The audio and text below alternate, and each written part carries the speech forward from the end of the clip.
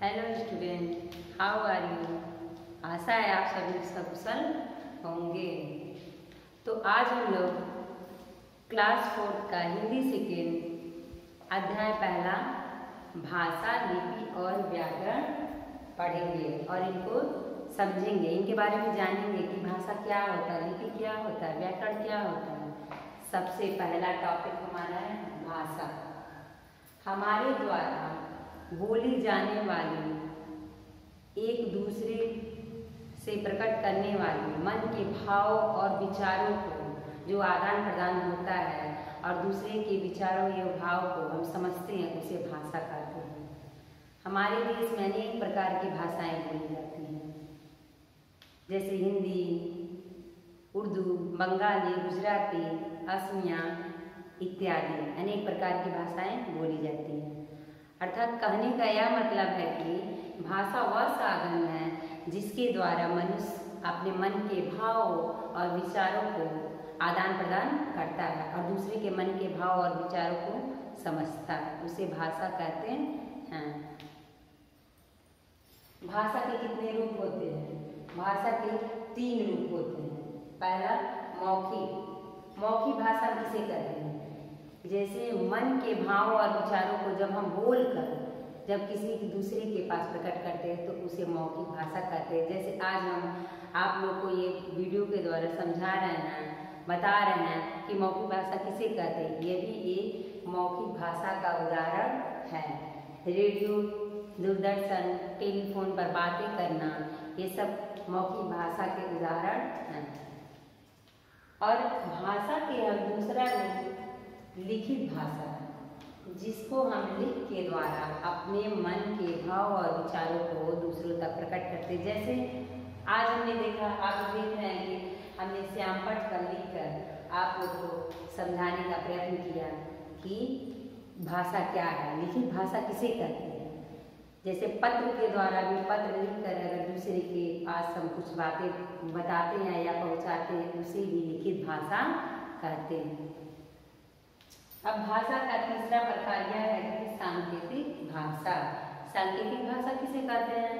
जैसा कि संकेत में होता है इशारा, जब हम इशारों से बातें करते हैं या एक दूसरे की बातों को समझते हैं इशारों के द्वारा, उसे हम सांकेतिक भाषा कहते हैं।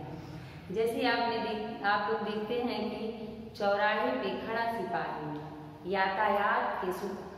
यातायात के साधनों का सुचारू रूप से, सुचारू ढंग से चलाने के लिए अपने हाथों सीटी का उपयोग करके बताता है जनता को कि कैसे उसको चलना है सुचारू रूप से, सुचारू ढंग से, क्योंकि वहाँ भीड़ भाड़ अत्यधिक होने के कारण उसकी बातों को दूसरों तक पहुँच नहीं पाएगा। इस वजह से उसे सांकेतिक भाषा का इस्तेमाल करना पड़ता है। किसके द्वारा? अपने सीटी के द्वारा या अपने हाथों के द्वारा। अब आइए हम अपना अगला टॉपिक हमारा है अंतर्राष्ट्रीय भाषा। अंतर्राष्ट्रीय भाषा किसे कहते हैं? संसार में अनेक प्रकार की भाषाएं बोली जाती हैं और हर देश की अपनी एक अलग और मुख्य भाषा होती है। जैसे ब्रिटेन में अंग्रेजी, चीन में चीनी, रूस में रसियन, फ्रांस में फ्रेंच इत्यादि भाषाओं को बोला जाता है और समझा जाता है। जबकि अंग्रेजी एक ऐसा भाषा है जिसे संसार के कई देशों में बोला और समझा जाता है। इसीलिए अंग्रेजी भाषा को अंतर्राष्ट्रीय भाषा के रूप में घोषित कर दिया गया है। इसलिए अंग्रेजी को किस में घोषित कर दिया गया है? अंग्रेजी को अंतर्राष्ट्रीय भाषा के रूप में घोषित कर दिया।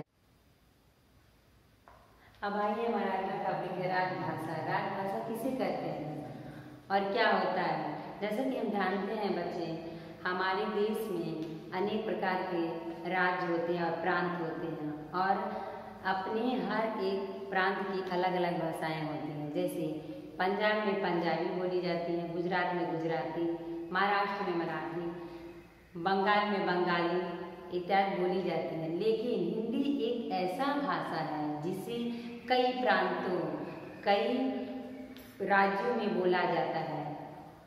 हिंदी को भारत सरकार ने 14 सितंबर सन 1949 में इसे राजभाषा के रूप में घोषित कर दिया। इसीलिए हर वर्ष 14 सितंबर को हिंदी दिवस के रूप में मनाया जाता है। अब हमारा अगला टॉपिक है लिपि। लिपि किसे कहते हैं? जैसे कि भाषा के सही रूप, सही ढंग से लिखने को हम क्या कहते हैं? लिपि कहते हैं। और हर एक भाषा की अपनी एक लिपि होती है। जैसे पंजाब गुरुमुखी लिपि में लिखी जाती है, संस्कृत, हिंदी देवनागरी लिपि में लिखी जाती है, उर्दू फारसी लिपि में लिखी जाती है। इसी प्रकार से हर एक भाषा की अपनी एक अलग अलग लिपि होती है, लिपि बनाई गई है। उसी लिपि में सही ढंग से भाषाओं को लिखा जाता है। अब हमारा अगला टॉपिक है व्याकरण। व्याकरण किसे कहते हैं? किसी भी भाषा का सही ज्ञान कराने वाले को हम व्याकरण कहते हैं। यदि भाषा का व्याकरण का ज्ञान सही ढंग से न आए, वह व्यक्ति व्याकरण में परिपूर्ण नहीं है, कुशल नहीं माना जाएगा। जब तक उसे भाषा के व्याकरण का सही ढंग और सही ज्ञान उसे प्राप्त न हो, पता न हो, उसे सही भाषा का ज्ञान नहीं हो सकता।